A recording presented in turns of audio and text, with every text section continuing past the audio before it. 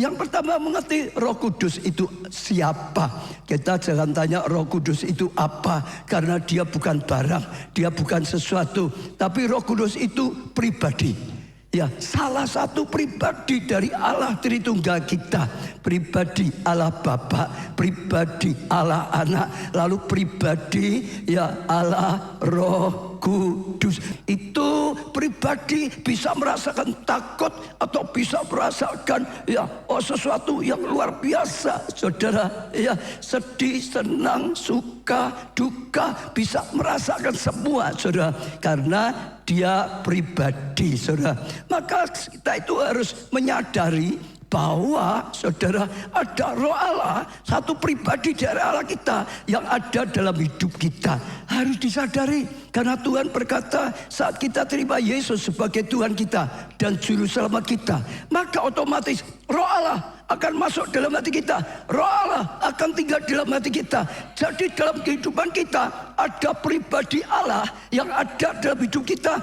Dia pribadi bisa merasakan kesepian, bisa merasakan senang akrabnya gitu, saudara. Maka kita harus menanggapi senantiasa. Ya, kalau pagi bangun tidur ya selamat pagi Roh Kudus. Ada masalah apa ya, cerita ya, minta bimbingan atau satu. Perlakuan dia sebagai pribadi, saudara, itu penting sekali, harus disadari, lalu ya ditanggapi, saudara. Ada interaksi, ada hubungan, saudara. Seperti ya orang berumah tangga juga sama seperti itu ya, saudara. Menikah dengan satu pribadi, bukan seperti barang. Beli mesin cuci, sudah nanti mau ada cucian, kasihkan mesin, nggak bisa. Beri boneka, itu nggak bisa, saudara. Karena pribadi.